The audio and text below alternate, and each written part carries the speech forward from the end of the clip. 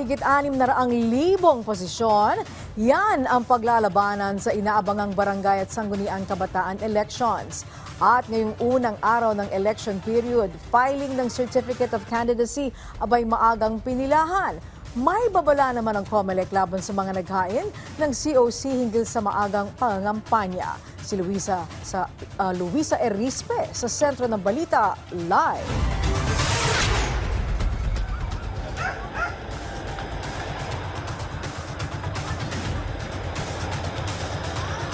Angelique, simula na nga ngayong araw ang election period para sa barangay at SK elections ngayong taon. Kaya naman ang COMELEC may pambungad na babala para sa mga nais kumandidato. Pagsapit ng alas 12 ng madaling araw, nagsimula na ang gun ban at aktibo na rin ang mga checkpoints sa buong bansa. Alinsunod ito ng pagsisimula ng election period para sa BSKE. Pagsapit naman ng alas 8 ng umaga, nagbukas na rin ang iba't ibang lugar para naman sa paghahain ng Certificate of Candidacy ng mga nais kumandidato. Ayon sa COMELEC, 672,432 ang kabuuang bilang ng mga posisyon na paglalabanan para sa darating na eleksyon sa Oktubre. Kabilang na dito ang mga barangay at SK chairman at mga kagawad at miyembro nito. Pero dahil matagal na panahon bago muling nagkaroon ng eleksyon sa barangay level, inaasahang aabutin ng 2 milyon o higit pa ang maghahain ng kanilang kandidatura. Tiniyak naman ng COMELEC, mahigpit sila sa requirements na ipapasa ng mga tatakbo. Sa Maynila, may isa na ngang nahuli mismo ng COMELEC na nameke ng dokumento, kaya imbis na makatakbo, kaso ang aabutin nito. Yan sa Manila, may nakita pa nga na mga fake na mga dokumento. Kung kaya sinabi natin, dapat kumpiskahin yung mga peking papel na yan at pagkatapos kapapailan natin ng kaso yung nag-attempt pa rin na mag-file niyan. Hindi namin tatanggapin ang mga certificates of candidacy na kulang-kulang, may mga blanco. Number 2, nung mga overage na mga SK candidates at nung mga hindi registered voters natin.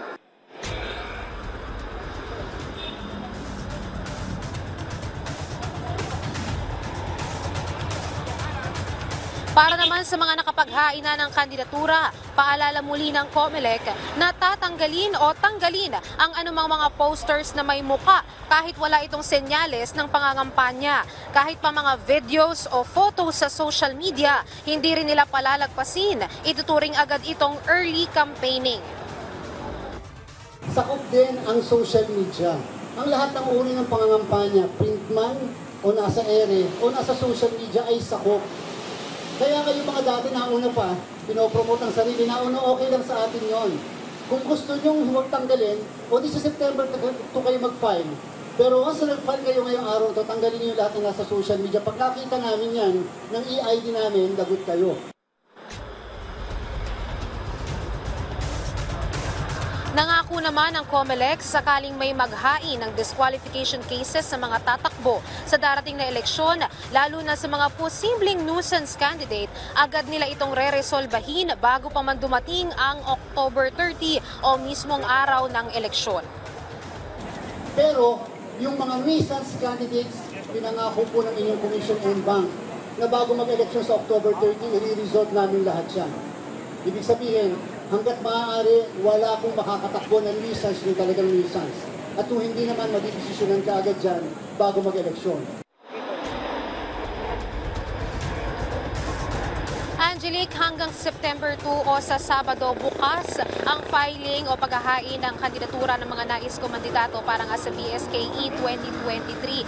At ayon sa COMELEC, kung maaari ay wag nang isama yung kanilang mga kababayan, kabarangay para pumunta sa filing. Usong-uso kasi yung iba na iyahatid, yung kanilang kandidato doon sa lugar kung saan maghahain ng Certificate of Candidacy. Mas makakabuti kung sila na lang dahil sa October 19 pa naman ang simula ng campaigning o campaign period para nga sa BSKE 2023. Angelique. Yes, Luisa, kapag nakapag-file na ng COC, siya ba'y considered as a candidate na? At paano naman yung mga nagdala ng mga supporters sa filing? Sila ba ay tinuturing o ito ba ay tinuturing na early campaigning din?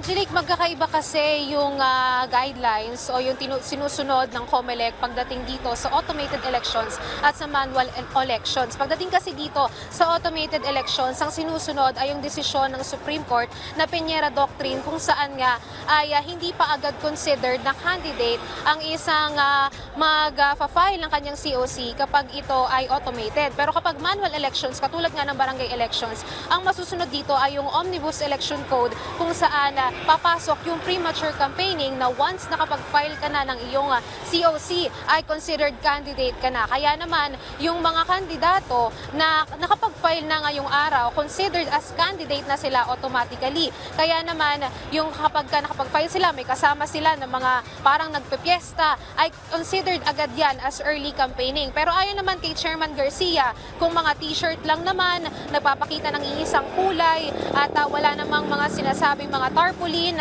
na iboto si ganito, iboto sa ganyan, ay considered pa rin yan as freedom expression. Basta t-shirt lang yan at sasama lang dito kung wala namang gagawing ingay. Pero kung lalabis pa dito ay considered na yan as premature campaigning. Angelique. Okay, ito naman, kamusta ang naging filing ng COC sa Taguig? Lalo na sa 10 barangay na mula Makati at nailipat sa Taguig ang kanilang jurisdiction.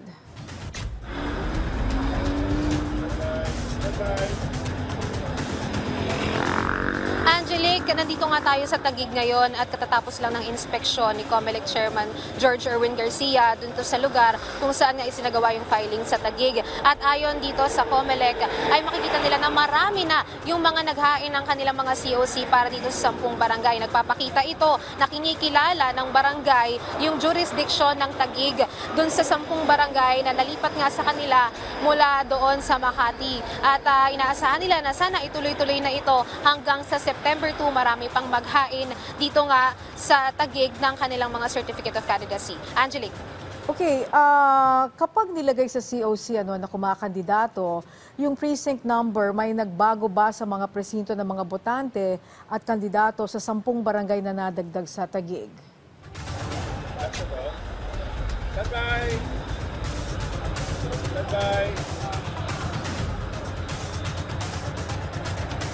Angelique, dito nga sa 10 barangay na nadagdag dito sa Taguig ay talagang mag-iiba yung precinct number. Kasi yung existing precinct number doon ay nag-exist na rin dito sa Makati. Ibig sabihin magkakatulad o mag-overlap. Kaya naman iibahin talaga yung mga precinct number nung 10 barangay na yon doon sa dito na nalipat nga sa Taguig. At ayon sa COMELEC, magiging madali lang naman yung paglilipat ng mga precinct number na yan o pagpapalit kasi hindi naman sila maglilipat ng venue, hindi naman sila maglilipat ng lugar kung saan sila boboto, babaguhin lang yung numero. At para naman doon sa mga kandidato, ay ilalagay na lang sa mga COC nila yung bagong numero ng presinto. Ayon naman sa Taguig, ay nakapaglabas na sila ng sulat sa mga barangay kung ano yung bagong precinct number nitong 10 barangay nga na nalipat dito sa Taguig. Angelique.